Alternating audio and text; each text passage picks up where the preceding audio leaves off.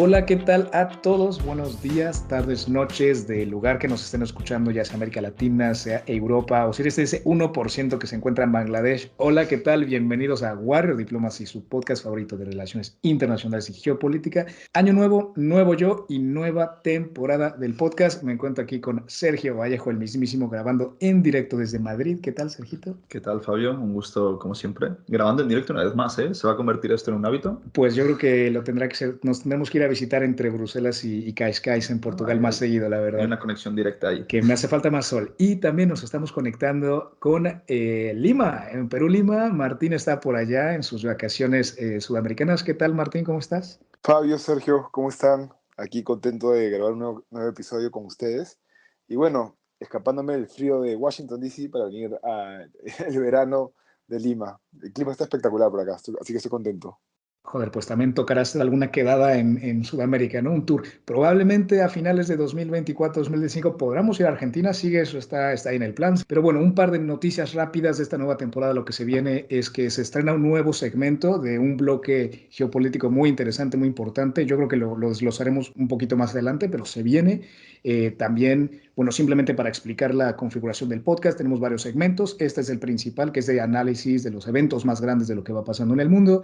Tenemos uno dedicado a Ucrania, corresponsal de Ucrania, con Oleksiy Oktidas, que se encuentra allá, es nuestro corresponsal en Ucrania, nos da pues seguimiento a este conflicto. Tenemos el segmento de Geopolítica 101, donde Martín y Tania hablamos sobre conceptos, ¿no? Explicar conceptos un poquito más complejos y pasarle un lenguaje más humano, más fácil de entender. Y también tenemos Keeping Up with the Warriors, que es este segmento un poquito más de charla informal, típico, dos colegas y una botella de vino, hablando de lo que se nos venga a la cabeza, con un poquito de relaciones internacionales de aquí para allá. Pero bueno, eso es un poquito más o menos cómo está el podcast ahora. En inglés también se ve una temporada, pero dejaré eso para la gente que habla este idioma, que le guste esta versión. Y bueno, pues también vamos a estrenar un nuevo estilo de comunicación con nuestros oyentes, un grupo comunidad de WhatsApp, que Martín se le ocurrió la idea y creo que es buenísima. La idea es generar canales como que puedan servir para estar más conectados los unos con los otros. Y creo que el grupo WhatsApp puede ayudar a difundir de forma más directa el contenido de War Diplomacy, tal vez generar más debate entre los oyentes, generar tal vez el próximo año eventos virtuales y todo el contenido lo podemos difundir mediante estos grupos de WhatsApp. Así que el próximo año lo estaremos lanzando como uno de los primeros proyectos de esta nueva temporada del podcast y esperamos que que todos se conecten y estén activos y podamos transmitir por ahí todas sus inquietudes, escucharlas y hacer sobre todo lo que más nos gusta, ¿no? Discutir sobre relaciones internacionales.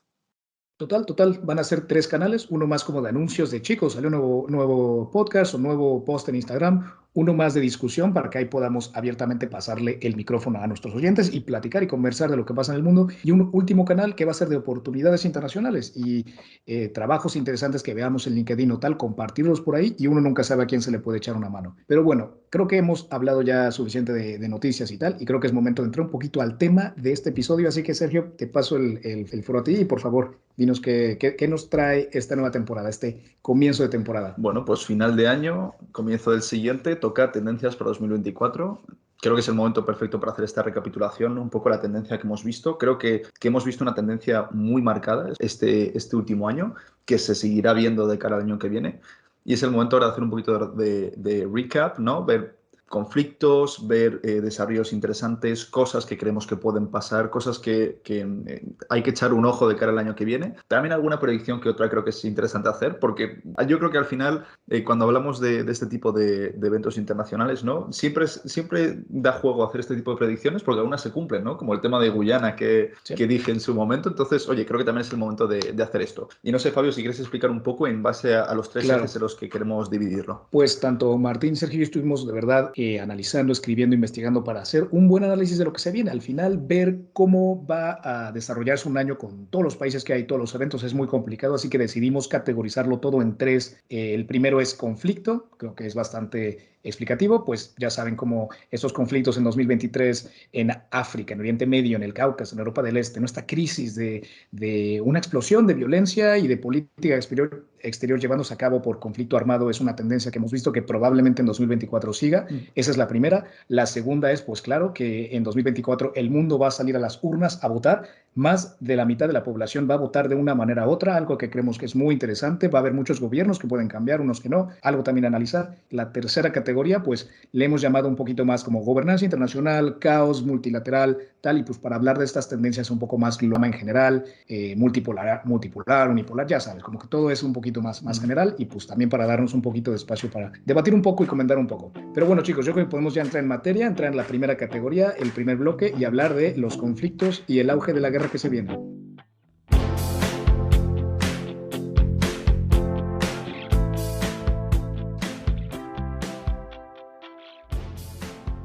Bueno, comenzamos con el primer bloque del capítulo acerca de los conflictos que van a seguir latentes y que consideramos que todo internacionalista debe tener un ojo puesto para el 2024. Y por supuesto que el conflicto que todavía lo arrastramos desde el 2022 y sigue siendo un foco de discusión en todos los círculos de relaciones internacionales es la guerra ruso-ucraniana. En febrero del 22, el 24 de febrero del 22, Rusia decide lanzar un ataque a la capital, a Kiev, y eso implicó la escalada del conflicto, que ya habían tensiones desde varios años atrás, sobre todo con el deseo de expandir la OTAN y Rusia intentando reclamar territorios que son parte del territorio ucraniano, y el conflicto ha seguido escalando y escalando. En algún momento, analistas sugirieron que Rusia no iba a poder, iba a atacar a Ucrania, iba a desarmarlo y iba a ganar la guerra de forma rápida, que era también un poco la percepción rusa. Después la guerra se estancó porque se vieron contra una pared ucraniana y una resistencia muy fuerte por parte de Ucrania, que también recibió el apoyo de la comunidad internacional y sobre todo de Estados Unidos. Pero hemos visto que de nuevo, ante el desgaste del conflicto y el avance de las tropas rusas y el auge de otros conflictos, ha generado una nueva ofensiva y un nuevo avance hacia Rusia, de Rusia hacia Ucrania, que ha debilitado un poco la perspectiva ucraniana. ¿Qué opinas, Fabio, respecto a cómo se va a venir el conflicto este año que viene?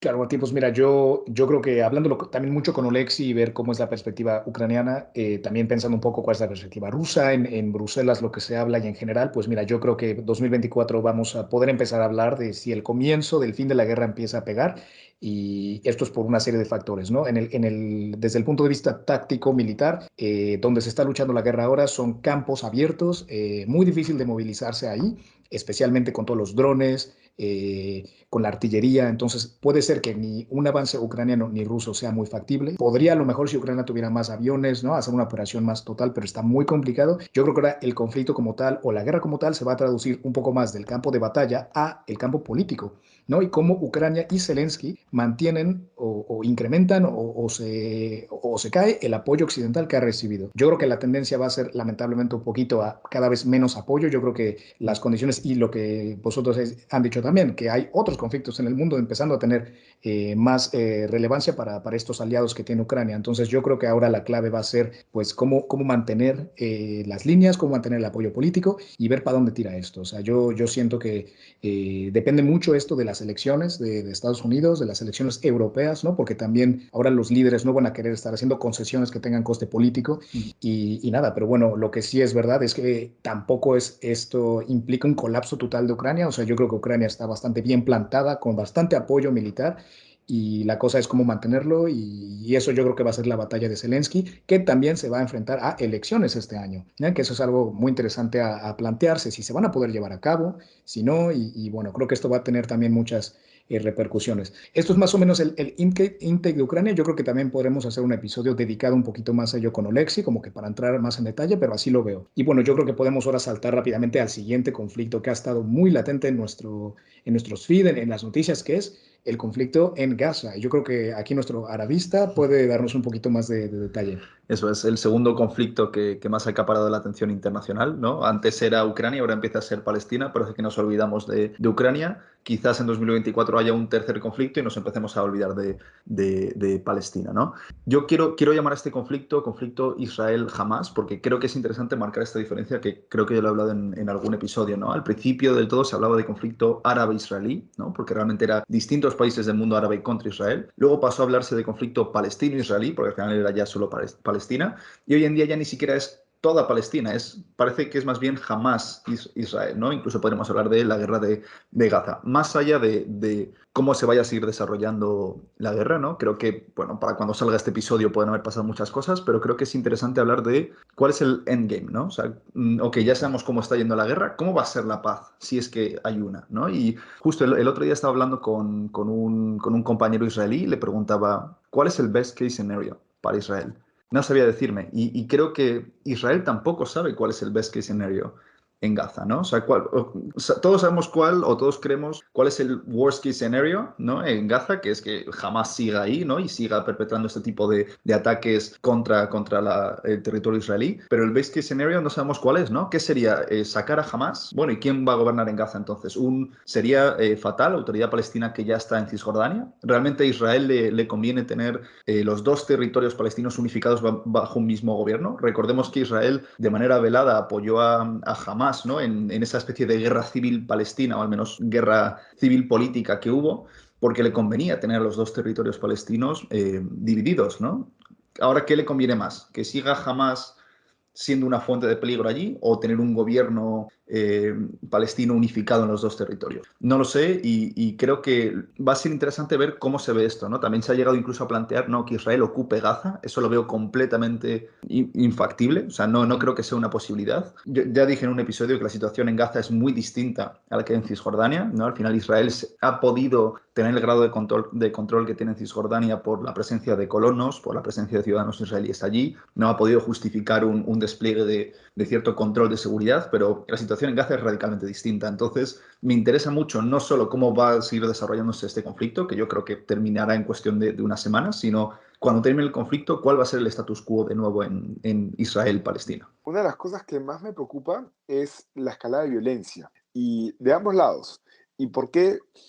Porque mientras más dure ese conflicto y más normas al derecho internacional humanitario se violan, sobre todo ataques indiscriminados hacia la población civil, más complicado es restaurar la paz. Porque claro, la idea es preguntar cuál es el endgame. Tanto Israel o Hamas siguen cometiendo crímenes de guerra o actos terroristas o violaciones del derecho internacional humanitario.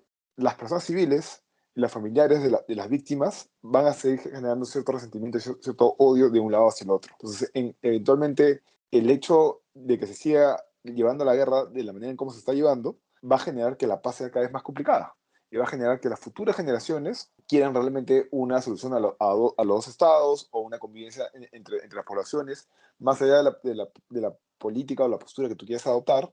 Lo cierto es que tienes dos poblaciones que se han visto muy afectadas porque ambos han tenido amigos, familiares, personas conocidas que han muerto. O tu ciudad, tu calle, tu vecindario está totalmente destruida por bombardeo, pues, ¿no? Entonces, el miedo, el dolor, el odio que genera el conflicto va a ser cada vez más complejo encontrar una solución a la paz. Y si bien esto suena un poco idealista o soñador, la idea es pensar en eso, ¿no? Porque como también dijo hace poco Fabio, justamente al final la guerra es política por otros medios. Entonces, la política también es una manera en cómo solucionas el conflicto, cómo manejas las interacciones entre los distintos actores en este escenario.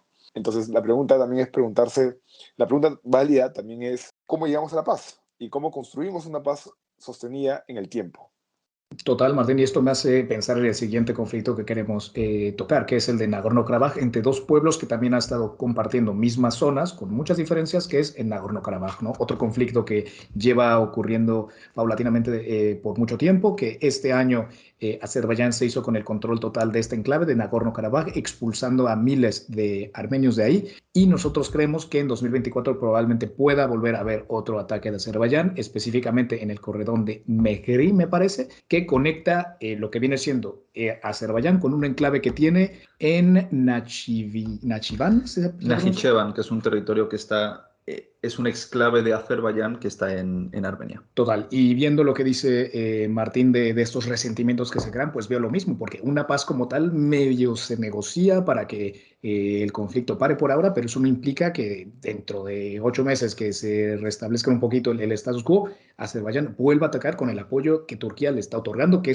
yo creo que es de verdad una de las victorias de Erdogan, mantener como que no sé, como que estas victorias geopolíticas que ha tenido. Lo primero era ganar su elección, la ganó, Azerbaiyán, su aliado túrquico, lo tiene bien, un conflicto relámpago que gana y en general yo veo a Turquía bastante fuerte apoyando política, económica, militarmente, entonces creo que es otro conflicto a resaltar. Pero bueno, chicos, eso es un poquito más o menos la zona de Eurasia. Luego, si podemos regresar a América, saltando el mar, Venezuela, Guyana, Sergio, ¿cómo ves la cosa? Nos lo avisaste hace 2 años, nos lo avisaste el año pasado y ahora parece que toma relevancia. ¿Cómo lo ves? Creo que es otro conflicto también interesante por disputas territoriales, ¿no? El ahora tan famoso Esequibo, que es una región que pertenece a Guyana, pero estaba en disputa por Venezuela. Y lo que dije, ¿no? Realmente yo sabía que iba a pasar algo en Guyana, no sabía que iba a ser por Venezuela. Yo pensé que Guyana iba a caer por su propio peso, ¿no? O sea, un país en el que hay tantísimas tensiones étnicas, políticas, tan poco desarrollo económico y que de repente se encuentra estas reservas gigantescas de petróleo. Dije, esto no puede salir bien, se va a caer por su propio peso, pero me ha sorprendido mucho que al final ha sido Venezuela, ¿no? El que ha traído este país a colación internacional, ¿no? A la atención pública.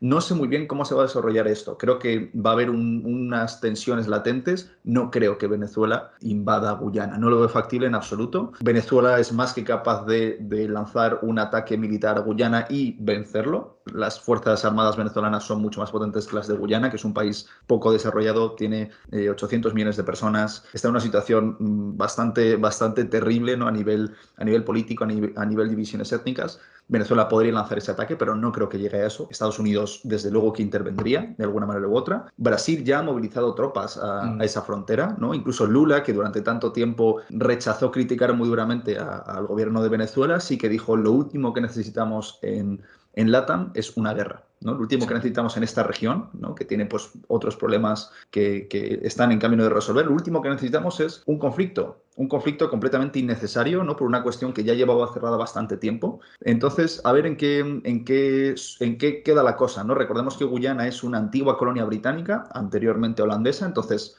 Reino Unido también tendría ciertos intereses aquí. La Unión Europea, desde luego, no dejaría un conflicto, una invasión de Venezuela, no la dejaría impune. O bueno, no sé yo, porque como dije en el otro episodio, creo que este es el año de la impunidad y 2024 puede que siga en estas líneas. Entonces, me parece muy interesante ver cómo se va a desarrollar esto. No creo que sea una invasión armada, repito. Pero, oye, a ver en qué termina. Desde luego vamos a ir más sobre Guyana en 2024. Eso estoy seguro. Dos ideas que comentar. La primera es que parecería que este sería el primer conflicto armado interestatal desde el 94. El último conflicto que tuvimos en la región fue hasta a una escala muy alta, fue Perú-Ecuador, del 94 hasta el 98. Y desde ahí la región, si bien ha habido tensiones políticas, tensiones diplomáticas, lo cual es natural, no ha habido un conflicto armado de esta índole y parecería que las tensiones cada vez se elevan más. Y aquí de nuevo hago también el comentario de la guerra se pelea en dos francos, ¿no? En el franco militar de operaciones y en el franco político-diplomático. Entonces también es en dónde se va a pelear diplomática, políticamente esta situación. Porque, de hecho, Venezuela ha perdido en todas las instancias en tribunales internacionales. Y en términos de derecho internacional, Venezuela ha perdido, por eso que también un poco que está pateando el tablero. De nuevo, el año de la impunidad, me gusta ese término que ha acuñado Sergio. Y por el otro lado, es en qué escenario quiere discutirlo. Porque el tema se está discutiendo a nivel de la OEA, por ejemplo. El problema es que Venezuela ya no está siendo parte de la OEA. Entonces, algunos dicen que Venezuela quiere llevar el tema a discutirlo en los foros de la CELAC, porque ahí sí tiene voz y voto y tiene un poco más preponderancia de cómo se está viendo sobre todo los países del hemisferio. En general, a los estados latinoamericanos, porque tenemos mucho caos y ya tenemos crimen organizado, distintos tipos de mafias y distintos tipos de problemas internos. Una guerra en la región es algo que no nos gusta mucho o que no se ve o que no es muy aceptable, es muy políticamente incorrecto un tema del conflicto, de un conflicto armado de esta naturaleza. Entonces, está incomodando bastante. Y también a Brasil, una guerra que prácticamente se pelea en su frontera. Entonces, Brasil también ha hecho un desplazamiento de tropas y es algo que lo está viendo con mucho cuidado porque las tensiones se siguen elevando cada vez más.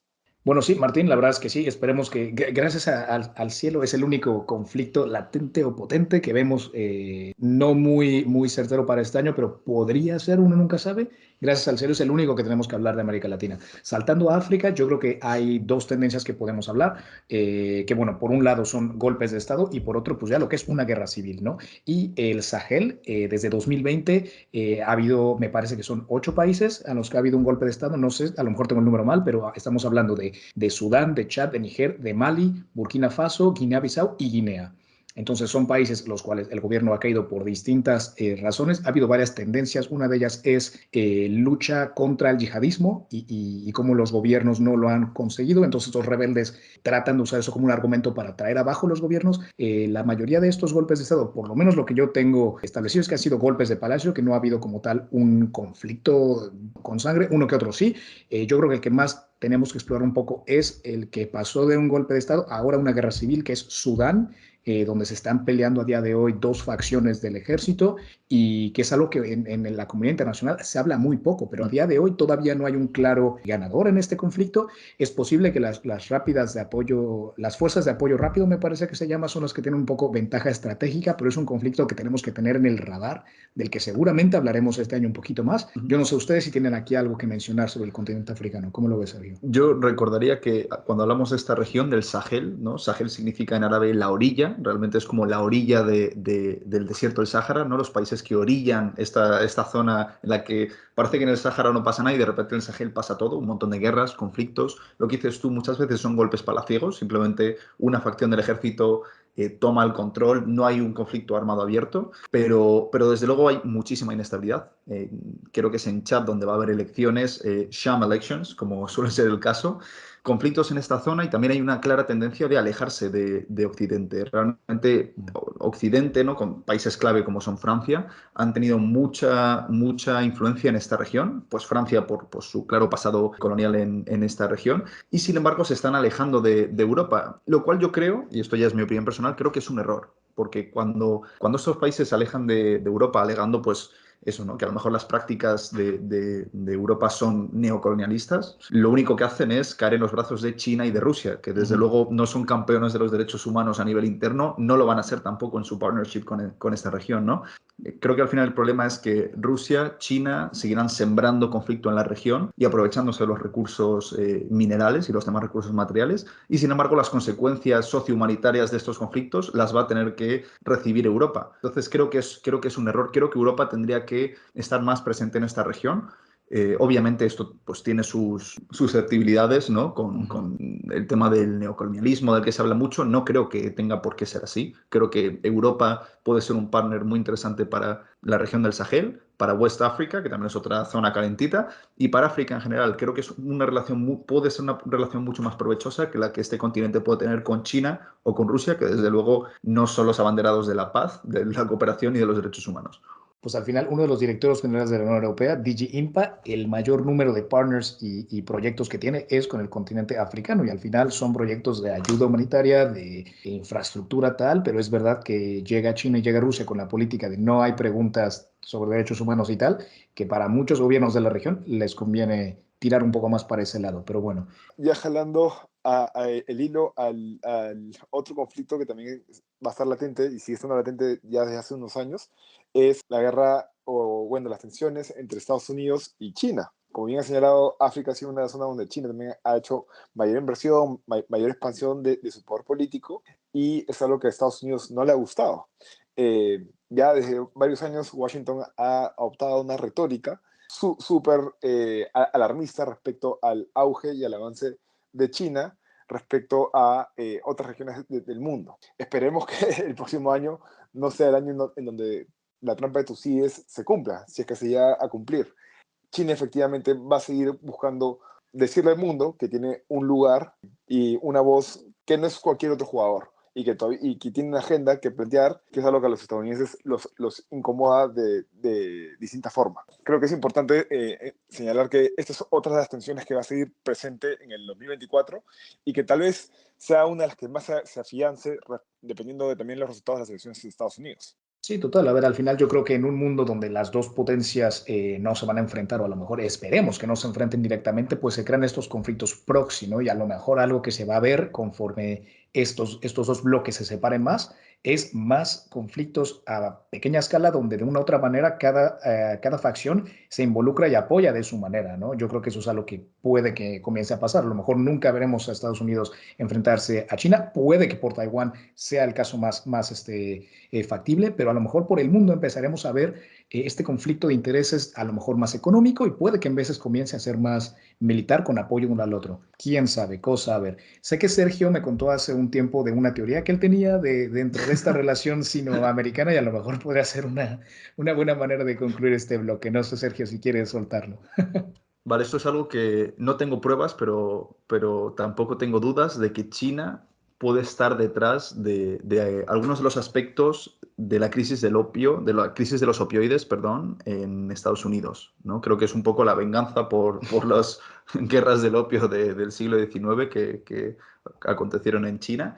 Estoy seguro de que China, de alguna manera, está ahí. China, de muchas maneras, está metida Pues el fentanilo viene de ahí, de Sí, China. desde luego, por eso. Y luego también, por ejemplo, algo muy interesante es que China financia grupos ambientalistas en Estados Unidos y foros de debate que van en contra de leyes de prospección minera Ujú. para que en Estados Unidos no se haga explotación minera de recursos en los que China sí que tiene. Entonces, por Claro. ejemplo, con temas de litio, con temas de otros minerales, China, o sea, ya está demostrado, hay lazos Ujú. entre de China financiando grupos ambientalistas que hacen presión para que en Estados Unidos no se permita esto y China se beneficia de ello. Claro. Entonces, no me sorprendería en absoluto que con el tema del fentanilo también Puede ser un caso, pueda claro. estar detrás. Lo cierto es que mm, No tengo pruebas, no tengo no dudas. tengo pruebas, pero pocas dudas.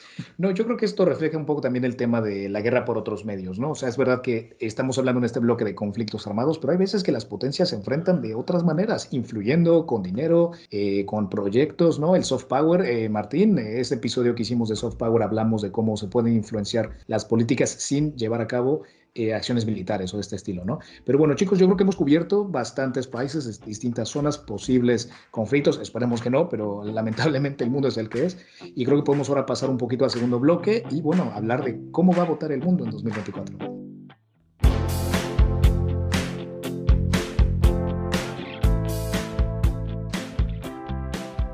Bueno, chicos, comenzamos el segundo bloque, el bloque de las elecciones que van a pasar en el 2024. Este es un año donde más de la mitad de la población mundial va a acudir a las urnas y esto va a determinar que el panorama geopolítico cambie. En todas las regiones del mundo, grandes poblaciones van a ir a votar y esto va a hacer que ocurran muchos cambios. Aquí también es importante, y quisiera hacer este link al capítulo sobre el populismo, en donde en todas las elecciones del mundo, en todas las regiones, hay candidatos populistas y esto está alterando fuertemente las elecciones y cómo se está jugando la política y los discursos y las narrativas que están tomando en los distintos eh, campañas que se están llevando a cabo. Y ahí quería comenzar con la de Estados Unidos, una de las democracias más consolidadas del mundo. Vemos que actualmente el Partido Republicano está en las primarias para ver quién va a ser el contendor o la contendora que se enfrente a Joe Biden. Parecería que sería Trump. Eh, Eso es lo que las tendencias indicarían. Y eso que ha sido candidato que no ha participado en las elecciones primarias, en los debates, cosa que le ha ganado ciertas críticas por parte de algunos de los contendores, pero parecería que sería el candidato a elegir. Cosa que es la primera vez que sucede, que un presidente que no ganó una elección se vuelve a postular con el partido para competir nuevamente por las presidenciales. Ahí también es importante señalar que se especula mucho quién sería el vicepresidente o la vicepresidenta respecto a que acompañaría en la plancha presidencial a Trump para hacer frente a Biden. Y una de las posibles voces que suena mucho es Nikki Haley, que era la ex embajadora de Trump ante Naciones Unidas y que también es actualmente es una contendora. Es la mujer que mejor la ha ido en las primeras republicanas. Mira, yo ni siquiera me voy a meter a análisis. Yo creo que va a salir Trump de presidente y Nikki Haley de vicepresidenta. La verdad, creo que es un power couple interesante del Partido Republicano. Y algo interesante comentabas, ¿no? Cada vez hay más candidatos populistas, o realmente siempre los ha habido. Yo creo que sí es una tendencia que estamos viendo, pero creo que esto es algo que siempre lo ha habido, ¿no? Entonces hay que también saber lidiar con ello y ver cómo lo hacemos frente. Pero bueno, hablando de populismo, no sé si, Fabio, quieres introducir ya directamente México o Sin quieres duda. hablar algo de Pues Estados mira, Unidos. simplemente antes de hablar de nuestro lindo y querido México, yo tengo que ser un poco más optimista, chicos.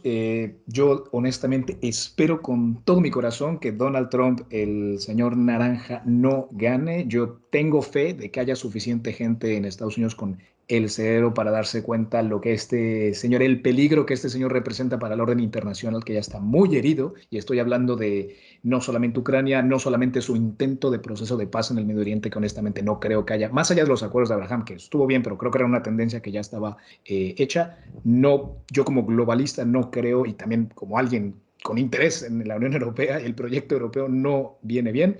Tengo fe en que Joe Biden logre, a pesar de tener más años que el resto de candidatos todos juntos, consiga consolidar su segundo mandato. No lo tengo tan claro, pero tengo que ser un poco más idealista. Saltando el río Bravo y llegando a México, sí, elecciones en México. Lo más probable, yo creo, es continuidad del gobierno de Obrador, con Claudia Sheinbaum al mando del proyecto. Obviamente hay oposición en México, gracias al cielo, un poco dividida. La candidata Xochitl Gálvez creo que sí representa un poquito lo que Morena ha tratado de vender. Creo que consiguieron una persona que más o menos ejemplifica eso, pero no creo que tiene los apoyos suficientes ni la base electoral como para competir la Morena. La verdad, el proyecto está muy consolidado en nuestro país y yo creo que las elecciones la van a arrasar. Ahora, yo creo que lo interesante a ver en México es cómo ahora el proyecto de Morena evoluciona sin su creador y su, ahora sí que, centro de gravedad. Yo creo que vamos a empezar a ver proyectos distintos de izquierda en México con las distintas cabezas de Morena y para las siguientes elecciones de verdad vamos a empezar a ver una pluralidad política en México. Ahora, lo que ocurre en México y en muchos países de Latinoamérica, que yo veo diferencia en Europa, es que los partidos no tienen una ideología clara, son muy oportunistas y van tirando según lo que les conviene. Entonces, yo espero de verdad para una sociedad política más avanzada en nuestra región es que cada partido se apegue a los ideales que tiene. Eso es un poquito el resumen que yo diría de México, pero seguimos bajando geográficamente y en Sudamérica, Sergio, tú que estuviste allá en Argentina, ¿cómo ves las cosas con el reciente electo Milei? Bueno, Argentina no tendrá elecciones el año que viene, pero ya tiene un presidente, Milei, que gobernará el año que viene y seguramente un par de años más. Al menos lo va a tener muy difícil. Creo que es el presidente argentino que más lo va a tener difícil para gobernar, pero creo que tiene un mandato muy claro, que es hacer las cosas distintas. No sé si las va a hacer mejor o peor, pero lo va a hacer distinto. Creo que es la mayor ruptura política que ha tenido Argentina a nivel de un sistema político muy enquistado y lo va a tener muy difícil porque creo que Argentina es un país muy difícil de gobernar. El peronismo está muy metido en las instituciones, en todos los niveles que te puedas imaginar, o sea, a nivel institucional, a nivel social, a nivel cultural. Va a tenerlo muy difícil. Creo que él va a tener que navegar muy bien entre dar ciertas concesiones para no perder por completo el apoyo popular, ¿no? Sobre todo pues, todo lo que es relacionado con el estado de bienestar, pero al mismo tiempo va a tener que tomar algunas medidas de choque, ya las ha tomado, pues a nivel económico, claramente, y bueno, cosas que a lo mejor no se notan tanto fuera, pero por ejemplo le va a quitar las subvenciones al transporte público en Buenos Aires. No sé si te acuerdas, Fabio, que era mucho más barato que en el resto de Los bondis. Argentina. Los porteños no van a estar tan contentos, pero oye, es una de las medidas que está tomando. Tanto si te gusta mi ley como si no, creo que todos le tenemos que desear lo mejor porque Argentina lo necesita. Creo que Argentina está en un momento en que necesita victorias, necesita reformas a nivel político y necesita que le vaya bien. Esperemos que así sea. Y luego, bueno, el país hermano de Argentina, ¿no? Hermano lusófono que es Brasil, también tendrá elecciones municipales en Ujú. 2024. No son tan relevantes, o muchas veces pensamos que no son tan relevantes. Lo que va a hacer es un poco plantear el escenario político de cara a 2026, donde sí va a haber Sí. elecciones de nuevo. Lula venía de una victoria bastante importante, ¿no? En las elecciones, entonces es probable que el Partido de los Trabajadores en Brasil siga cosechando éxitos, pero al mismo tiempo creo que el efecto Milei va a hacer que a lo mejor el bolsonarismo pueda retomar un poquito de fuerza de cara a estas elecciones municipales Con su hijo. con su hijo. Eso es.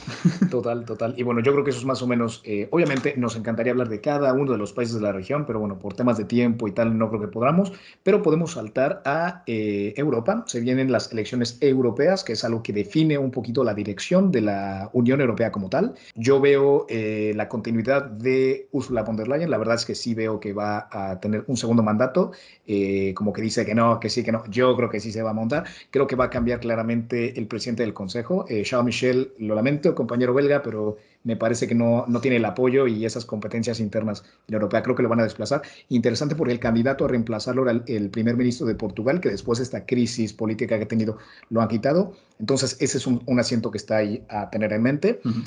Siguiendo hablando un poquito a lo mejor del liderazgo europeo, se habla de Mark Rutte y Kaja, ay, no recuerdo su apellido, pero la presidenta de Estonia, me parece, posibles con candidatos para ser secretario general de la OTAN. Creo que es interesante. Se hablaba que Pedro Sánchez podría hacerlo, pero bueno, Pedro Sánchez ahora seguirá como presidente de España. Pero las elecciones europeas creo que van a ser muy interesantes pensando en que la derecha ganó en Holanda, que está muy arraigada ahora también en Italia.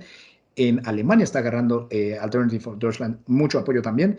Pero por el otro lado, en España se mantuvo el PSOE, en Francia está Macron con esta visión un poco más europeísta. Entonces, de verdad, yo creo que estas elecciones europeas van a estar muy contenciosas, algo que yo creo que va a estar marcado por la gran sombra de Ucrania y la expansión de la Unión Europea. Yo creo que podemos hablar un poco más de la expansión de la Unión Europea en el siguiente bloque, pero simplemente como para dar un poquito a lo mejor de cosillas a meter aquí. Y luego si saltamos a Asia, también se ve a Indo-Pacífico, es como le llamamos, a Indo-Pacífico, las cosas también se van a venir locas, ¿no? ¿Cómo ven, chicos, este continente? Aquí va a haber elecciones en países muy interesantes, ¿no? Lo que se da en llamar la mayor democracia del mundo, que es la India. Bueno, esto depende también de qué encuentres por democracia, que entiendas. La India va a haber elecciones. Narendra Modi, creo que ante todo es un líder bastante populista. Creo que el discurso que tiene es bastante parcial, ¿no? Él se afinca mucho en lo que es el nacionalismo hindú, teniendo en cuenta que la India es un país enorme a nivel poblacional, a nivel expansión, incluso a nivel culturas, religiones que habitan en el mismo, ¿no? Entonces, él ataca mucho a la población musulmana, que enorme en este país, repito. Entonces, va a ser complicado. Vamos a seguir viendo un giro bastante populista. Seguramente Modi vuelva a afincarse aquí. También va a haber elecciones en Bangladesh con virtualmente cero oposición. Creo que parte de la oposición está encarcelada. Entonces, bueno, no hay muchísimas alternativas políticas. Y en Indonesia creo que está el presidente Widodo, que seguirá consolidándose bien de dinastía política en estos tres países del subcontinente asiático. También en Japón van a haber elecciones. El primer ministro Fumio Kishida, espero haberlo mencionado bien, se lanza a su reelección para otro término de 3 años. Él es el líder del Partido Liberal Democrático japonés y de hecho ha tenido un liderazgo, tuvo la valla muy alta, ¿no? Desde que falleció Shinzo Abe, que en paz descanse, él tomó las riendas de Japón y ha buscado también posicionar su liderazgo al interior de la política japonesa y expandir de nuevo el soft power japonés y un poco la influencia de las empresas y la economía japonesa sobre la región y sobre otras partes del globo hemisférico, sobre África, Latinoamérica. Entonces está compitiendo. En Corea también, la República de Corea también va a tener elecciones. Entonces en esta zona también puede haber muchos cambios respecto a las retóricas que los estados adoptan en esa parte de Asia. No, sin duda. Y en el caso de Corea la Buena y Japón es interesante porque son los aliados los aliados más importantes de Estados Unidos en Asia Pacífico y esto es muy interesante pensando en estas relaciones, en estas rivalidades sinoamericanas que yo creo que han marcado el panorama internacional y lo seguirán marcando, lo cual nos lleva directamente al tercer punto, al tercer bloque de este episodio que es pues la gobernanza global. Yo creo que ahora podemos entrar un poquito más en este debate de ello, ¿no?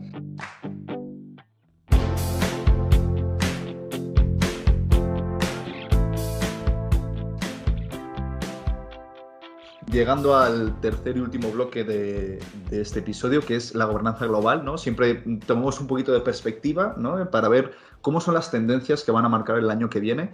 Este concepto que yo creo que nace en Warrior Diplomacy, que es el concepto de 2023 como el año de la impunidad, ¿no? Hemos visto cómo pues, conflictos, cómo desacuerdos internacionales, cómo situaciones que en otro momento hubieran sido intolerables, ¿no? Y la comunidad internacional hubiera reaccionado de manera activa contra ellas, estamos viendo que se quedan completamente impunes, ¿no? Todos, pues se nos vienen a la mente los conflictos de Ucrania, Gaza, también otro tipo de desacuerdos, ¿no? La situación ahora mismo con Venezuela. Entonces, creo que este es un concepto interesante, ¿no? La impunidad que se viene, aparte de también el concepto de mini, ¿no? ¿Cómo es? El término del mini multilateralismo, ¿no? Que es más o menos esta idea de que pues, el ámbito del multilateral global, ¿no? Alias foros como la ONU, foros internacionales, se están quedando cada vez más paralizados y limitados y se están dando lugar, se está dando paso a foros de cooperación muchísimo más limitados. Ahora, recordando a los oyentes, tenemos un episodio sobre los BRICS y su expansión este año, en enero, algo a tener en mente. Como un rival a lo mejor para lo que viene siendo pues el G7, ¿no? Este bloque occidental. Luego, por otro lado, tenemos a lo mejor este eje Moscú-Beijing, también haciendo referencia al episodio que sacamos en la versión de inglés sobre ello, donde de verdad nos metemos a detalle a por qué China y Rusia no son los mejores amigos que nos hacen creer, qué rivalidades tienen y por qué siguen siendo aliados a partir de eso. Y bueno, también tenemos la cooperación en el bloque europeo, ¿no? Con, te digo, una vez más, esa cuestión de la posible ampliación de la Unión Europea que se acaba de anunciar, algo que está siendo muy debatido en los corredores de Bruselas. Sergio, yo te pregunto a ti, como español, como europeo, que sé que eres, ¿ves factible la Unión Europea expandiéndose este año? ¿Cuál es tu perspectiva sobre el asunto? Yo lo cierto es que creo que este no es el año para la expansión de la Unión Europea, ¿no? Creo que ha sido un desarrollo interesante, ¿no? Esta situación con Ucrania, ¿no? Que le hicieron el lío a Orbán para que se saliese Por un de café. la sala por un café, votaron para aproximar un poco esa futura posible entrada de Ucrania en la Unión Europea. Yo creo que no es el momento. No creo que en 2024 vayamos a ver ninguna expansión de la Unión Europea. Básicamente los países de la región que quedan sin incorporarse a la Unión cumplen, o sea, están en una de estas categorías. O bien no quieren estar en la Unión Europea, y ya lo han dicho así, como es por ejemplo Reino Unido, que estaba y Brexit. se fue, como puede ser Noruega, que simplemente no quieren estar por motivos Pescados. económicos, por el salmón, básicamente, entre otras cosas. También son muy, muy orgullosos de su soberanía. Por Suiza, que quiere seguir siendo un paraíso fiscal. Nada, es broma. También tienen, también tienen motivos válidos para ello, ¿no? Luego también hay países que tienen fuertes afinidades con rivales de la Unión Europea. Estamos hablando de Serbia, ¿no? Que es, a menudo lo llaman los Little Russians, ¿no? Montenegro, que es muy próximo de Serbia, y Bielorrusia, que son otros grandes aliados de Rusia, ¿no? ¿Tendría sentido que estos países entraran a la Unión Europea? Por supuesto que no. O sea, si ahora mismo tenemos una situación tensa con países como Hungría, imagínate lo que sería tener a Serbia, Montenegro, Moldavia o Bielorrusia en la Unión Europea. Estos países claramente no tienen cabida aquí. Igualmente otros países que territorial y culturalmente están muy lejos de nosotros, ¿no? Como puede ser Turquía. Creo que en el pasado sí que llegó a ser realista hablar de Turquía entrando en la Unión Europea. Creo que hoy en día no podría estar más lejos de entrar, ¿no? Con lo que Erdogan ha hecho en este país. Países como Turquía no tienen cabida en la Unión Europea. Armenia, por ejemplo, Georgia, tampoco creo Y que para Georgia hay bastante apoyo, ¿eh? Pero es sí, que está desde tan luego. lejos y bajo la esfera de influencia rusa tan Eso cercana es. que, lo veo muy Son difícil. países que simplemente no tienen cabida aquí. Y luego también hay países que, bueno, que están en medio de una guerra de invasión, como es el caso de Ucrania, ¿no? Su integración a la Unión Europea solo significaría meter un país que está ya en un conflicto, ¿no? Y que está invadido parcialmente por Rusia. Esto no Claro, tiene ningún sentido. No queremos heredar un conflicto territorial ahora mismo, ¿no? Sería como un claro. poco lo que pasó con Chipre, que se metió a la Unión Europea cuando ya estaba invadido por Turquía, había una división de territorio y a día de hoy este conflicto sigue congelado, sigue habiendo tensiones y no se ha resuelto. No tiene ningún sentido ahora mismo expandir la Unión Europea. Y tampoco tiene pinta de que Ucrania vaya a decir adiós al territorio que Rusia tiene controlado. O sea, yo tampoco veo que eso vaya a ser factible para que Ucrania diga, bueno, doy adiós a estas regiones solo para entrar dentro del EU, tampoco lo veo. Pero no deja de ser una, no sé, retórica política que claramente indica dónde está el apoyo. Ahora, Ujú. la cosa es la misma. Hungría tiene un gran poder. Hay facciones políticas de distintos grupos políticos dentro de la Unión Europea que tampoco quieren seguir dando tanto apoyo. Entonces, igualmente, a lo mejor ahora sí que lo seguirá estando dentro de un año. Es algo a tener en mente. Mm. Martín, yo no sé, por allá en los corredores de Washington DC si se habla mucho de estos desarrollos en el viejo continente o cómo ves las cosas por allá. Bueno, la comunidad diplomática política en DC es bastante favorable y está apoyando a la Unión Europea y considera que Ucrania debería ser más recibir más el apoyo desde la Unión Europea y desde la capital, desde DC, por lo que sí creen que es importante que el proyecto europeísta se siga consolidando y esto se sigue expandiendo. En general, los comentarios de los estadounidenses con los que he podido conversar son más favorables a una Unión Europea fuerte y expandiéndose hacia la parte más oriental del continente, lo cual también genera la elevación de las tensiones con respecto al oso ruso, ¿no? Pero definitivamente sí consideran en que Europa es necesario y una Europa fuerte es necesaria para los intereses estadounidenses. Mientras Europa esté más fuerte, siendo el aliado principal de Estados Unidos en muchos aspectos, sobre todo cuando hay un presidente demócrata, como está Biden, lo ven con ojos muy favorables. Así que eso es lo que esperan. Pues que sigan esperando porque este no es el año de la ampliación europea a ninguno de los países que hay en la órbita y mucho menos a Ucrania. Pero bueno, llegamos un poco hacia el final de este episodio. Hemos tratado lo que son las regiones más concretas, ¿no? Hemos hablado de Asia, hemos hablado de Europa, África, América. No sé si queremos incluso abstraernos un poquito más y hablar de algunas tendencias, ¿no? Fabio, tú querías hablar un poco del cambio climático y cómo este tema que está en boca de todos va a jugar en 2024. A ver, es que yo creo que no es misterio alguno que el planeta se está jodiendo y que, bueno, pasó la COP28, parece que sí que hubo un acuerdo, pero es que inclusive, Sergio, yo no veo que de verdad vaya a haber un cambio sustancial como para frenarlo y yo creo que en 2023 hemos visto bastantes desastres naturales muchísimo más fuertes de lo que pudieron haber sido por este fenómeno y es una tendencia que creo que va a seguir, ¿no? Entonces yo ahora me cuestiono. El cambio climático va a dar lugar a conflictos climáticos, a migraciones climáticas, o sea, los problemas que ya tenemos hoy en día simplemente se van a potencializar por este factor y no veo al mundo en una situación como para unirse las manos y actuar ante ello. Entonces yo creo que lamentablemente va a seguir siendo una tendencia, por más esfuerzos que haya en ciertos países tal para que esto cambie.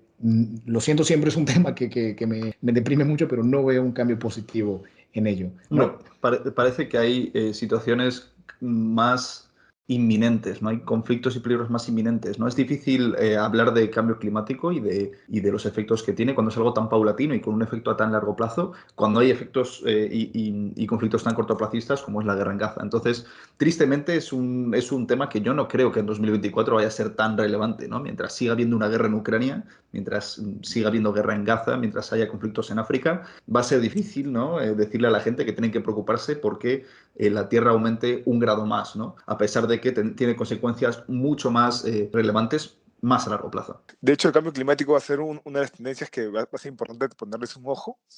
Y un tema que creo que cada vez más genera alerta en los círculos académicos y políticos del mundo es la regulación a la inteligencia artificial. Si bien la inteligencia artificial viene desarrollándose ya más de hace una década, vemos que ha habido una proliferación inmediata y un avance exponencial en esos últimos 2 años. Y el 2024 va a ser un año que se consolide. Y de hecho, esto nos lleva a un dilema a la humanidad. Porque por un lado, los estados y las comunidades que desarrollen una inteligencia artificial más amplia van a generar un avance mucho más rápido en distintos ámbitos, sobre todo en temas de gobernabilidad y de toma de decisiones. El problema es que al mismo tiempo eso puede implicar el tema del reemplazo de la mente humana y de la toma de decisiones por parte de los seres humanos por inteligencias artificiales. Yo les pregunto, ¿quién de ustedes no utiliza ChatGPT o algún tipo de programa de inteligencia artificial en el día a día de sus trabajos?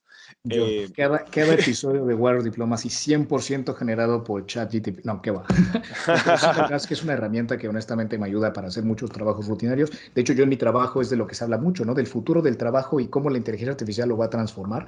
Y creo que es algo muy interesante a tener en mente, ¿no? Muchos dicen, bueno, los robots nos van a reemplazar. Pues a lo mejor ciertos trabajos sí, ¿no? Y a lo mejor va a cambiar la manera en la que el mundo y el humano se relaciona con muchas cosas. Pero sí creo que va a haber una evolución porque el humano se adapta a los cambios, ¿no? O sea, todo el mundo decía, buah, tú con el motor se acabó ya el labor físico, para nada, ¿no? Entonces, a lo mejor pueden ser tendencias interesantes a tratar, no creo que hay que ser tan fatalista y a lo mejor la tecnología y todos estos desarrollos ayuden para cosas como el cambio climático, no lo sé.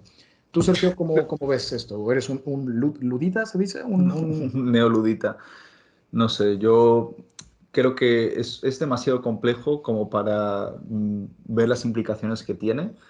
Sí que creo que está teniendo efectos que no hubiéramos esperado nunca, ¿no? Lo digo siempre, ¿no? Nos prometieron que la revolución de la inteligencia artificial y de los robots nos prometieron que esto iba a significar que el ser humano iba a poder librarse de tareas pesadas, ¿no? De las tareas físicas, iba a poder centrarse en el arte, en la cultura, y resulta que es al revés. Tenemos a la inteligencia artificial haciendo imágenes y vídeos increíbles y tenemos a los humanos repartiendo Claro. comida en globo y ganando una miseria. Entonces, tiene implicaciones que no llego a poder entender. No sé si tú, Y- Martín, que has leído más sobre Sí, este tema, tienes más predicciones. ahí el problema, Sergio, es que a diferencia de las otras olas de avance tecnológico en la historia de la humanidad, esto es más parecido a un tsunami. Entonces, está viniendo un avance tecnológico tan fuerte y tan grande que tal vez a la humanidad se le pueda escapar de las manos. No quiero sonar fatalista, porque de hecho yo también tiendo a pensar que va a ayudar y que la humanidad se va a poder adaptar y vamos a poder sacarle el fruto. Pero creo que un punto que es vital es si es que en los próximos años somos capaces de encontrar la regulación adecuada a cómo se maneja la inteligencia artificial y a cómo los estados van a manejar la inteligencia artificial. Porque claro, el problema con la tecnología es que cuando la humanidad se da cuenta que es un avance que hace que la vida resulte más sencilla, se escapa de las manos del creador y se escapa de las manos de casi el control. Entonces ya la rueda, fuego, electricidad, no sé, Internet, todos estos avances que han hecho que la humanidad se dispare, se han escapado de las manos de sus creadores y lo mismo está pasando con la inteligencia artificial. La gran diferencia es que la inteligencia artificial está abarcando sobre todo en la parte de pensamiento y el producimiento de conocimiento o el producimiento de toma de decisiones, que eso es la parte que podría generar mayor problema si es que los estados no logran regularlos. El problema también es que los estados en general no se ponen de acuerdo en casi nada en cómo regular las cosas, y dos, es que esto va a implicar en el campo geopolítico y militar un gran avance en cómo se desarrollan las guerras. Y para solamente terminar, ahí les recomiendo un libro que creo que también va a ser un libro que va a ser tendencia en el 2024 y en los años que se vienen, y ahí a los oyentes que les gusta leer, creo que deberían buscarlo en sus librerías o tiendas de libros más cercanas, que se llama The Coming Wave de Mustafa Suleiman, que justamente habla de la revolución en inteligencia artificial y de biotecnología y cómo esto va a alterar mucho el quehacer del ser humano y de la sociedad internacional. Pues Martín, yo para ligar aquí también a hacer mi recomendación, el libro que voy a recomendar no es muy moderno, pero siento que de verdad me ayudó muchísimo a comprender los distintos patrones económicos internacionales. Se llama La política económica de las relaciones internacionales de Robert Gilpin. Es un libro de texto muy bueno, fácil de leer, la verdad es que no lo entendí tan difícil. Y nada, siento que son maneras interesantes de ver cómo los cambios económicos se han dado lugar en la historia de la humanidad y cómo a lo mejor la inteligencia artificial, digo, no, este libro no habla como tal de la inteligencia artificial, pero te hace pensar, ¿no? ¿Cómo va a ser el siguiente patrón económico con una economía muy tecnologizada, con demasiados sistemas digitales y una economía digital cada vez más relevante? Entonces, muy buena lectura, la recomiendo mucho. Y para terminar de estas recomendaciones, Sergio, ¿tú tienes algo que poner aquí en la mesa? Yo quiero recomendar un libro que no tiene nada que ver con geopolítica, ni relaciones internacionales, ni economía, pero es muy bueno, chicos. El alquimista de Paulo Coelho. Es un clásico, de verdad. Lo terminé la semana pasada, me encantó. Creo que es un libro que, obviamente, nosotros siempre hablamos de relaciones internacionales, pero más allá de eso, también creo que hablamos de la vida. Y es un libro que habla precisamente de eso, ¿no? De encontrar tu leyenda personal y de ver las señales que el mundo te pone para dedicarte a aquello que te quieres dedicar. Claro. ¿No? Y esto suena súper ñoño, pero creo que para aquellos jóvenes, ¿no? O no tan jóvenes quizás, pero que quieren dedicarse o ya se están dedicando al área de las relaciones internacionales, a veces puede ser muy frustrante eso, ¿no? Es un área muy difícil de moverse aquí, pues a nivel ofertas laborales, a nivel económico, ¿no? A nivel oportunidades que hay en todo el mundo. Entonces, oye, pues una pequeña ayuda, ¿no? Para aquellos que a lo mejor os sentís un poquito perdidos, ¿no? O no sabéis muy bien de cara al año que viene qué va a pasar en vuestras vidas, os recomiendo El alquimista de Paulo Coelho. Si me permites, solamente cerrar diciendo que en los 23 uno de mis metas de vida ha sido ser parte del equipo Border Diplomacy, así que, y cerrar el año grabando con los OGs Warrior Diplomats, que son ustedes dos, para mí ha sido todo un honor, desde que los vengo escuchando desde el 2021, ha sido como que un cierre de año con broche de oro. Así que quería agradecerles a ustedes, a todo el equipo Border Diplomacy, porque de todos los episodios creo que soy el fan número uno, porque escuchándolos aprendo bastante. Entonces, No, gracias chicos. Martín, el honor es nuestro, de verdad, porque estés aquí con todo lo que tienes que aportar, el recorrido que tienes y todo lo que aportas. Así que Gracias a ti y gracias a todos. No, yo creo que es un ejemplo de cómo este proyecto nos ha ayudado a conectar con gente que en la puta vida hubiéramos podido tener la chance de conectar. Y así como Martín seguía y escuchaba el podcast y nos escribía con toda la confianza, ustedes también pueden hacerlo. De verdad, somos humanos, somos estudiantes, jóvenes profesionales. ¿Qué más nos encantaría de hacer más amigos en este ámbito y ser frikis un domingo en la noche y hablar de política internacional? Y bueno, Sergio, yo creo que con eso podemos concluir este episodio y pues simplemente agradecer a esos oyentes que escuchan los episodios hasta el final, hasta que de plano Spotify te manda el siguiente episodio o audio que tengas ya en tu lista. Oyente, de verdad que gracias por escucharnos desde que empezó el proyecto en 2021, todo 2022, 2023 y pues ahora en 2024. Te deseamos que tengas un buen comienzo del año y ya sabes que en Warrior estamos para ayudarte a que despiertes el Warrior Que llevas dentro. que llevas dentro.